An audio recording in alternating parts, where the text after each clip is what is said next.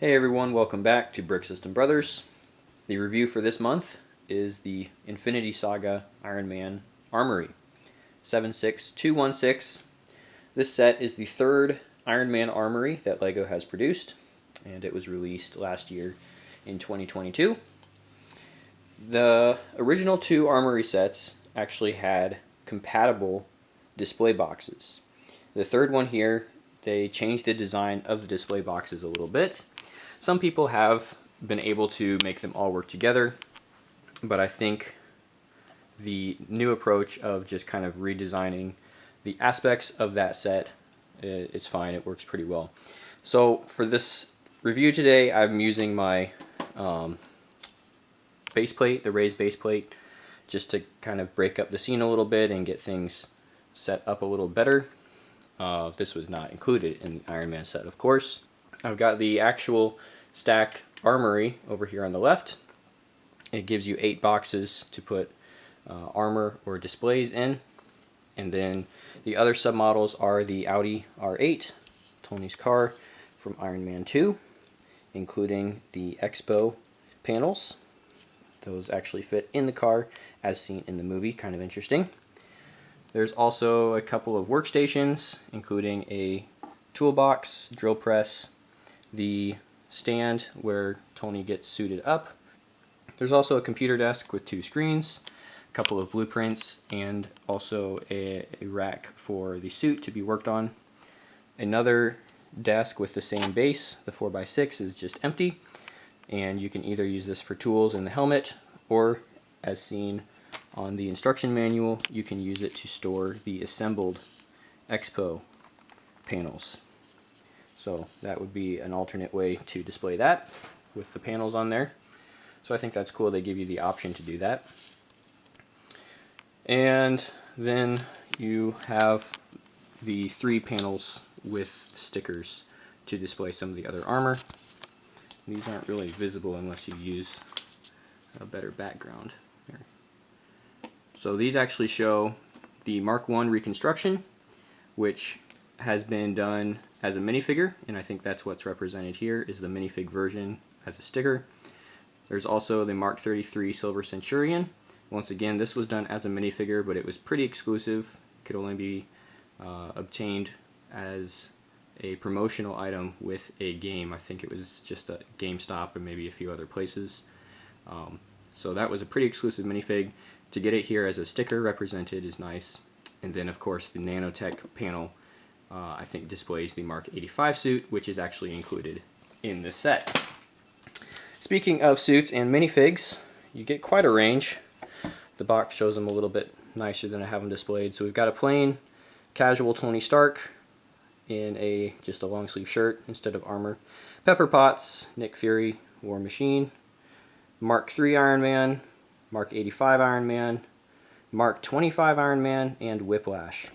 So a very nice selection of minifigs, several that we hadn't seen in LEGO form before. I'll speak briefly about the Mark 25. This is a kind of construction suit. It was actually included as a minifig, stylized minifig in the game, Avengers game. So there's a little bit of source material out there for that. And I think instead of completely making custom arm pieces like the game shows, they were able to do a brick-built solution, which I think looks okay. Some interesting features of this Mark 25 suit are the vertical arc reactor and the overall color scheme with the kind of metallic gray and the yellow instead of the hot rod red and gold on the other Iron Man minifigs. The other suit that we have is Mark 85. This is the nanotech suit. Doesn't necessarily correspond to the chronological aspects of the set where you have the car from Iron Man 2 and some of the other Iron Man 2 references like the Whiplash minifig. So I don't think there's supposed to be a single coherent movie or scene represented here. I think this is just a great opportunity for LEGO to put in some more obscure minifigs and really fill out what might have been missing from other Iron Man Armory sets. I think that was the right move. Out of the 3, I think this is probably one of the best ones you can get for the Iron Man Armory. Other minifigs would be Whiplash up here in a very lighter white metallic suit, including these transparent blue chains. So these are kind of an uncommon piece, only in 3 sets, I believe. Nick Fury down here. If you don't have some of the other supporting characters, it's nice to see him show up in this set. War Machine, Rhodey in there in the helmet, and the darker metallic suit as well with the mounted shoulder cannon, and kind of generic Pepper Potts in a business suit as well. So some nice supporting characters in this set. Another thing is we get the Mark III armor.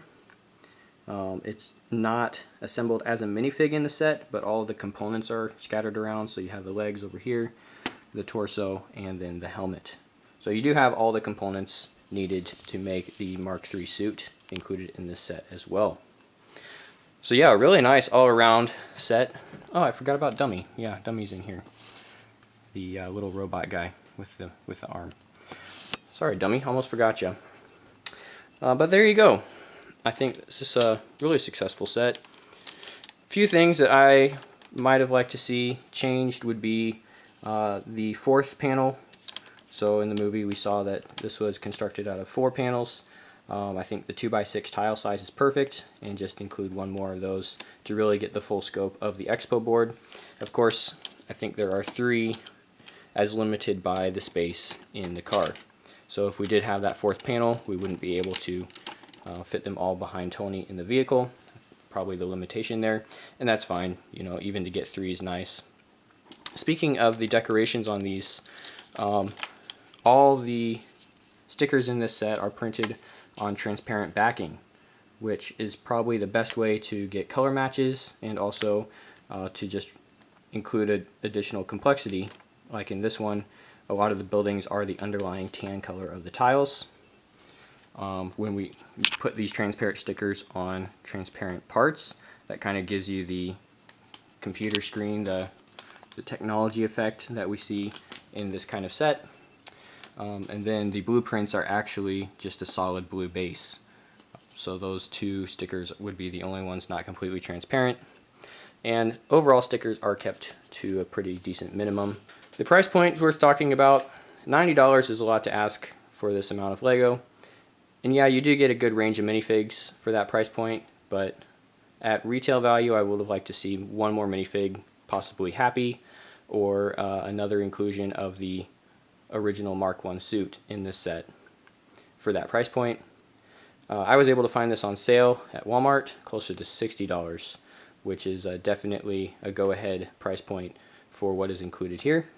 I think the Armory as a set idea is going to prove to be popular for many years to come, so we'll see what the next Armory set looks like, if it will be compatible with these display boxes, or if LEGO will take it a different direction.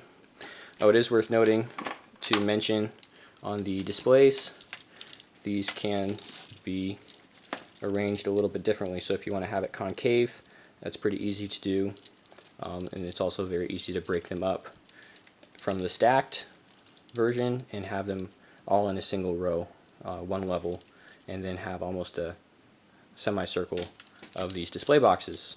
So it is nice that you get a few empty ones as well. That way, if you have already collected some Iron Man minifigs, you can populate that without having to scrounge for parts to expand this with your own part collection.